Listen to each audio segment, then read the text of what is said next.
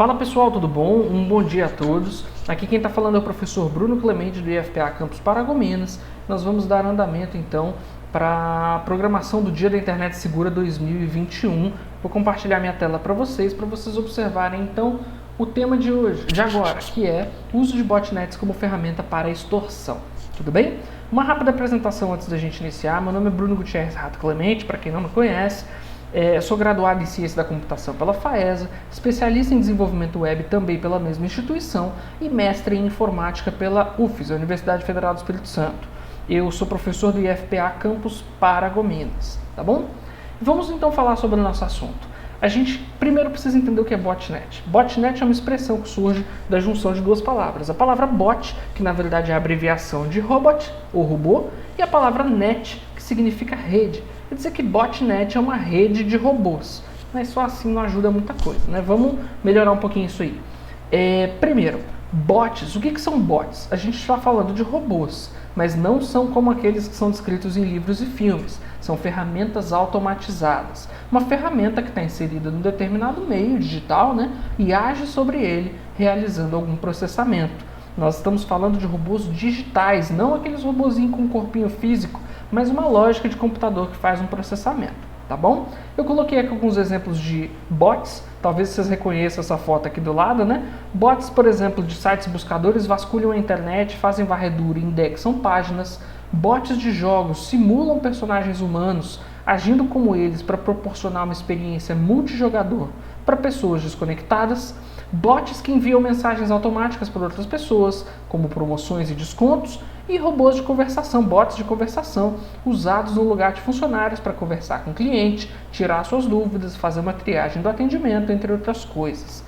Então, robôs, por natureza, não são nem bons nem ruins, são programas e eles respeitam o código que foi desenvolvido para eles, independente da sua função. Tudo bem? Por que eu estou falando isso? Vamos voltar agora para o conceito de botnet. Eu quis definir bem o que era bot, porque bots da botnet não são como os que eu acabei de descrever, tá bom? Quando a gente fala isso, a gente está falando que ao invés de robôs automatizados, com um certo nível de autonomia, na verdade a gente tem computadores que agem em função do objetivo dessa rede. Nós temos vários computadores agindo como esses robôs, vamos dizer assim. Então, seus objetivos podem nem sempre ser tão altruístas. Eles podem ser usados para coisas um pouco mais complicadas, como extorsão, roubo de identidade, ataque de DDoS, eu menciono mais sobre isso daqui a pouco, spam, entre outras coisas. Tudo bem? Então é um negócio muito complicado. Aí você me pergunta, quem em sã consciência, Bruno, vai permitir que a máquina seja usada para esse tipo de motivo? E aí, infelizmente, eu preciso te responder. E quem disse que as pessoas sabem que isso está ocorrendo? As botnets são compostas por computadores infectados. Quem sabe se o seu ou o meu não fazem parte disso? Talvez você já tenha ouvido aí falar sobre o termo zumbi ou máquina zumbi, mas eu deixei aí uma figura que entrega a minha idade, tá bom? Um gifzinho que entrega a minha idade. Máquinas infectadas ou máquinas zumbi, eles agem como esses robôs da rede, ou seja, eles trabalham para o objetivo da rede. Só que ao invés de robôs, como eu mencionei mais cedo, né, os bots, na verdade são os nossos computadores. Eles podem trabalhar em modo cliente-servidor, quer dizer, eu tenho uma única máquina servidora mandando ordens para todas as máquinas infectadas, ou temos também o modelo par a par, onde as máquinas conversam entre elas, tá certo? E isso faz com que seja muito mais complicado de impedir essas máquinas. Por quê? Porque a principal desvantagem do cliente-servidor é que se você derruba o servidor, a rede vai ruir, porque não tem quem mande as ordens. Mas numa abordagem par a par, você tem máquinas entrelaçadas e, por consequência disso, remover 1, 2, 3, 10 não necessariamente interrompe o funcionamento da rede. E como é que isso acontece? Normalmente por cavalo de Troia. Não é a única alternativa, mas é uma das melhores, uma das mais comuns que existem hoje. Que são justamente o quê?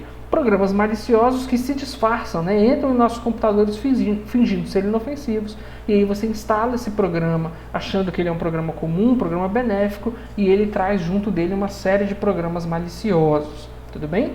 A partir do momento de que a sua máquina é infectada, ela passa a ser parte do botnet. Então, sem você saber, o seu computador pode estar propagando códigos maliciosos, infectando outros, mascarando ataques às pessoas, enviando e-mail em nome de terceiros, entre muitas outras coisas. Aqui tem um exemplo de um ataque de DDoS que eu vou mencionar daqui a pouco. Vocês podem observar o coitado do homem aí da segurança, da cibersegurança, tentando segurar o ataque de DDoS. O que seria isso? É quando você derruba um determinado serviço, um determinado site, pelo grande número de acessos feitos ao mesmo tempo. Imagina que cada peixe nessa figura aí, nesse GIF, representa uma máquina tentando acessar um site. Um só não faz nada, 2 nada, 3 nada, 450 mil fazendo ataques simultâneos, aí já começa a ficar complicado. Então eu deixo essa mensagem porque tudo que eu vou falar daqui pra frente, eu foco nessa frase que eu deixei em cima para vocês, a força nos números, tá bom? Vamos conversar um pouquinho sobre isso. O botnet Mirai de 2016 afetou 6 milhões de dispositivos digitais smart, não só computadores, e realizava ataques DDoS sobre demanda, ou seja, você pagava e eles derrubavam o site, usando todas as máquinas infectadas para acessar um determinado site até ele cair.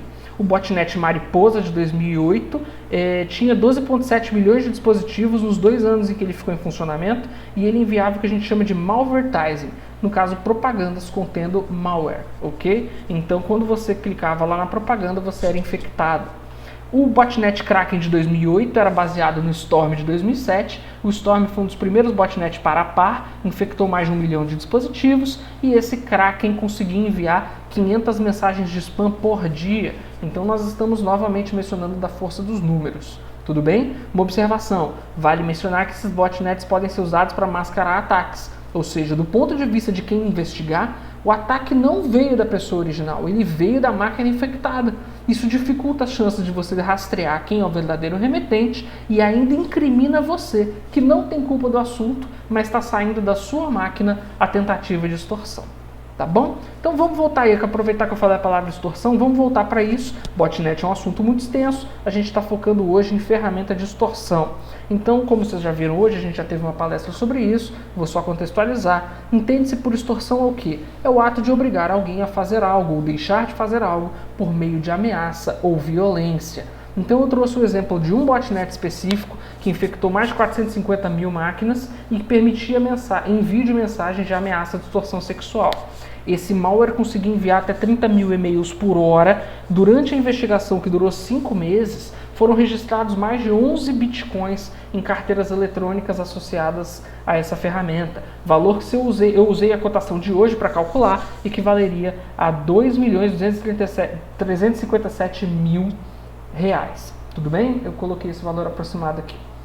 Então, a gente está falando de extorsão em massa e vale mencionar que a gente não recebe e-mails, ameaças vazias. A gente pode conter lá dentro dessa mensagem a sua senha, no assunto no corpo da mensagem, ameaça de expor fotos e vídeos tirados usando a sua própria webcam e vazar dados financeiros da pessoa que está trabalhando em modelo home office, por exemplo.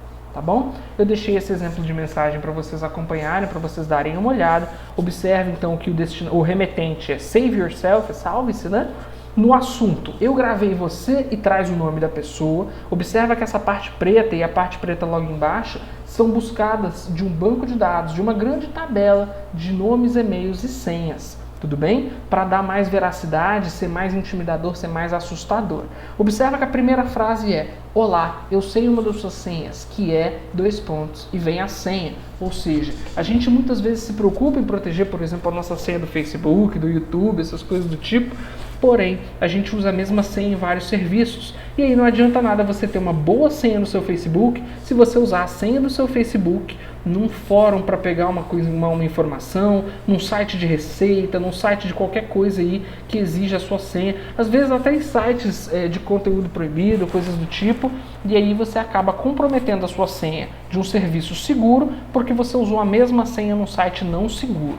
Tá certo? Então isso é uma coisa muito perigosa. Inclusive no final da mensagem ele pede dinheiro porque ele diz que coletou todos os dados privados do seu computador e gravou você através da sua webcam enquanto você se satisfazia. E ameaça revelar isso aí se você não pagar. Tudo bem? Então isso é uma coisa muito perigosa, uma situação muito complicada. Vamos lá então, como é que eu faço para me proteger? Porque eu tenho certeza que está todo mundo interessado nisso. A primeira dica eu já falei, evite usar a mesma senha em todos os sites. Como diz a frase famosa aí, né? A força de uma corrente é igual à força do seu elo mais fraco. Quer dizer que se você usar a mesma senha em todo o site, não adianta nada se você tiver um site que não for seguro, todos eles foram comprometidos. Segunda coisa, mantenha seu computador sempre atualizado. A gente está falando de sistema operacional, navegador de internet, o firewall. Muito cuidado para quem gosta de mexer com esse negócio de port forwarding e abrir portas. Quem não sabe o que está fazendo pode acabar deixando brechas para invasão. E os antivírus, que eu deixei entre aspas aí, porque hoje em dia eles já se estenderam, né? Não são apenas antivírus, normalmente são anti-malware e eles já trabalham com todo esse tipo de coisa.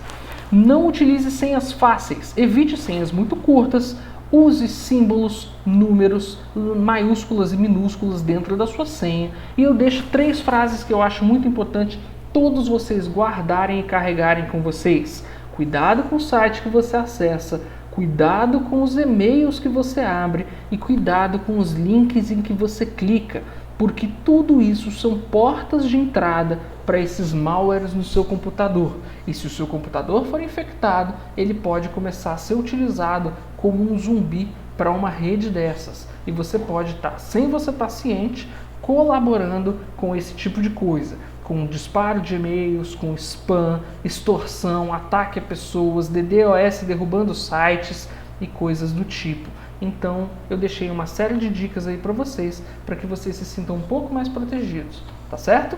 Por último, eu gostaria de agradecer muito a atenção de todos vocês. Eu deixo meus contatos aqui do lado, meu e-mail pessoal, meu e-mail institucional e eu deixei o meu link do YouTube também. Se você quiser, você pode escrever diretamente essa mini URL aí do lado, se não você pode escanear, tá certo? Esse QR Code aí do lado que você vai ser direcionado à minha página do YouTube, Professor Bruno Clemente, no qual a gente conversa sobre uma série de coisas como redes de computadores, programação e assuntos relacionados aí a ferramentas da educação, metodologias de ensino à distância.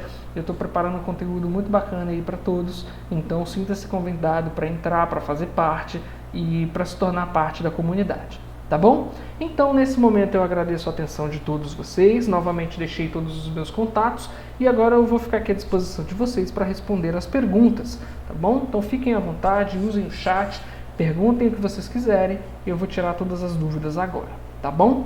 Muito obrigado então a todos vocês pela atenção, uma boa semana e um bom evento aí, tá bom? Valeu, tchau, tchau!